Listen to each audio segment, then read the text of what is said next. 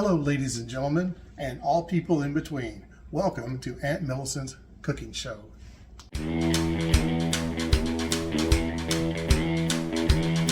Welcome back to my kitchen. Tonight we're going to be making a wonderful dessert favorite. It's called chocolate fudge.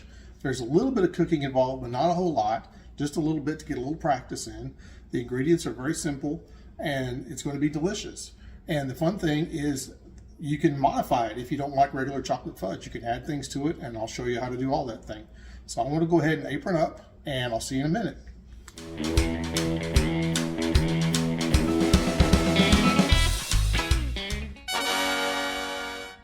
Okay, I'm ready to go now.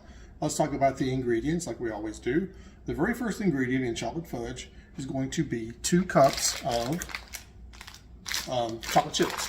So you can buy, you usually can't buy 2 cups exactly, so I bought a little bit more than that. So you'll have some left over. You know, they're really good to snack on. So in case you're, you're getting a little hungry while you're making your fudge, you can always throw some in your mouth and just enjoy them just the way they are. But anyway, it doesn't matter what brand, just get what you like. Just make sure that they are semi-sweet. Now, if you buy the regular, like sweet, it's going to be like super sweet fudge. You probably don't want that. It'll knock you over almost, but if you're really all into that, that's cool, okay?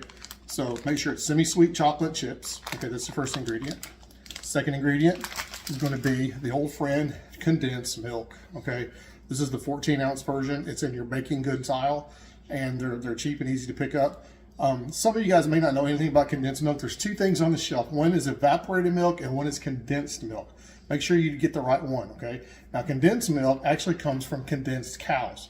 Little tiny cows. That's actually a lie. Don't believe anything I say. But actually, condensed milk is just made from taking milk and shrinking it down and boiling the water out of it. And they used this back in the Civil War as a supplement for the troops. They gave them one of these. There's a ton of calories in there, something like 1,300, I think. And they used this to keep people, fed and alive during the war. It was a ration, so to speak, I guess. And it's a cool history on condensed milk. There's actually a statue of a condensed milk can. It's in Belarus. I've never been there, but you can take a picture of it. I'll try to put one in the on the screen here for you. But all of us who love key lime pie and lemon icebox pie and all those things, those are a result of condensed milk. And so we should all go there one day. You know what I'm saying? So anyway, this is condensed milk, and don't get it mixed up with evaporated, okay? Got one more thing to put in, and that's going to be vanilla extract, okay? And you're just going to put a drop in there, okay? Just like a teaspoon or so, okay? And the last thing, we need there's this kitchen staple. One is salt, so we're going to put a pinch of salt in it. And then there's a kitchen staple, which hopefully you have. We have some wax paper, okay? And what the wax paper is going to do is it's going to keep the fudge from sticking in the fridge or when we chill it, okay? So it'll be really easy to take out. If you don't have the wax paper, I'll try to explain what to do, okay? So what I'm going to do is I'm going to get the stove going and measure out my ingredients, and I'll see you there, okay? Okay, folks, we're at the stove. I have a small pot set up here. Nothing huge. You can say it's sort of a medium-sized pot. I'm going to get myself a spoon to stir things with. And I'm going to put it in the chocolate chips, okay? Yeah, man. And then next thing I want to say is make sure you don't put it on too high. You don't want to fry your chocolate. This is just basically melting. To be 100% honest with you, if you're terrified of the stove and you don't want to deal with it, you can actually put this in the microwave and the mixture will work out pretty good too, okay? But let's put it on low. Make sure I have the right one. And we're good to go. And then I am going to put put the condensed milk in. So I'm going to put the whole thing in. All right. There it goes. Another true thing about condensed milk is if you cook it for a little bit of time, you will get what's a nice little caramel sauce. That's where caramel comes from. And if you put some sugar and a couple other things in that sauce, you get caramel candy. It's really sweet stuff. Okay. And that's going to go in there. And then finally, what I'm going to do is drop a little bit of salt in there, just a dash. It's what most recipes call for. I'm sure there's chemically some reason for that. And then when I'm going to get this mixed up, and then I need to put some vanilla extract in there. So hold on a second and let me set that up. And we're back with our vanilla extract. So 1, 2, 3 half teaspoons, a total of 1.5 teaspoons.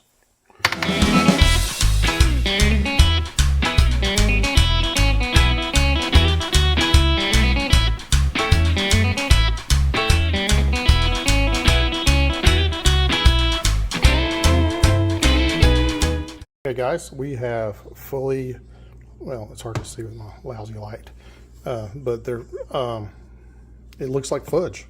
Well, it's starting to look like it. It certainly can't eat it quite yet because we got to chill it. But it turns into this really chocolatey thick. It's hard to stir. It takes some effort to stir. There may be a few chips in there that haven't quite, haven't quite dissolved yet. But if I let it cook a little bit more, it should be just fine. So I just kind of stirred it constantly as it melted. And what we're going to do is we're going to take this and put it in a pan and put it in the fridge. And it should form a nice, like kind of a block, okay, in there. And that's it. So before I finish up here, I wanted to show you something behind there. You'll see the little egg and the tea towel. Those are my producers. She made all those. There's a series of little eggs, and they're all having their little misadventures. I think they're from the 40s, but they're just cute as they could be. And there's a boiled one and a fried one, and they're just adorable. Anyway, so what I'm going to do is I want to get the pan out, and we're going to put this in the fridge. Okay, I'm back at my workstation now. What I've got is an 8x8 pan, and I think I got 3 of these at the store for $1.50.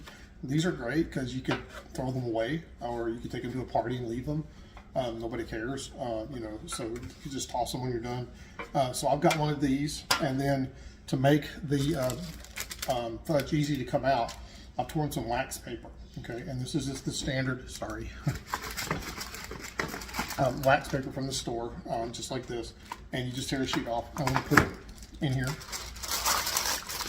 and it's not going to be a perfect liner, but it's going to be pretty good. Okay, now we're just going to take the fudge, or the beginnings of the fudge, and put them in here. So if you cook it long enough, it'll get a little, kind of easier to deal with, more liquidy, because it's nice and warm, and all that good stuff. Your whole goal here is to spread it out and kind of make like almost a little rectangle kind of flat thing. You guys probably know what fudge looks like. Okay, so I'm going to do that. All right, we have everything spread out in a nice even fashion, or somewhat even, in the pan.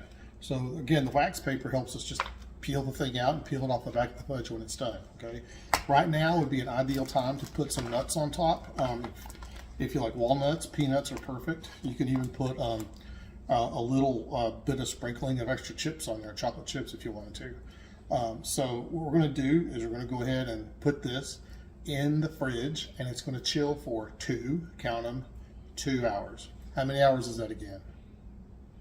Good job. Quiz later. Okay, so 2 hours. All right, so in we go.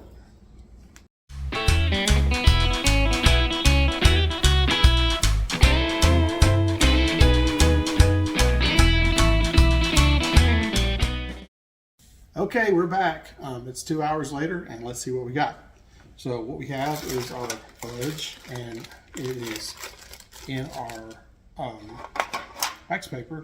We can reuse this, and you can see it just peels off like that. Okay, and you end up with this beautiful slab of chocolate. And I'm not going to bore you to death with cutting it up, but you kind of get the idea that you cut it up next. So let's do that.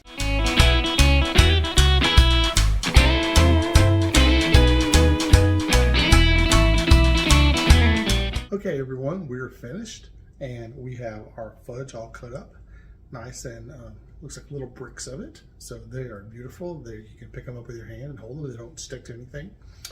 Before I indulge in this, I wanted to say there's a lot of things you could do to jazz this up. Again, I've talked about the peanuts, but there are other things you can do, like you can add a swirl of marshmallows in there. Just put some extra little mini marshmallows in there, put them in the mix, and let them go.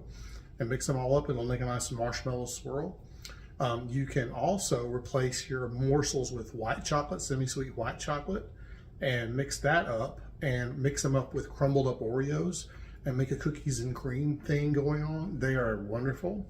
Another thing you can do is use white chocolate and use some mint flavoring and a little tiny drop of food coloring that would be green, and you can make mint brownies. So, or not brownies, I'm sorry, fudge. So they'll be wonderful. You can serve these at a party.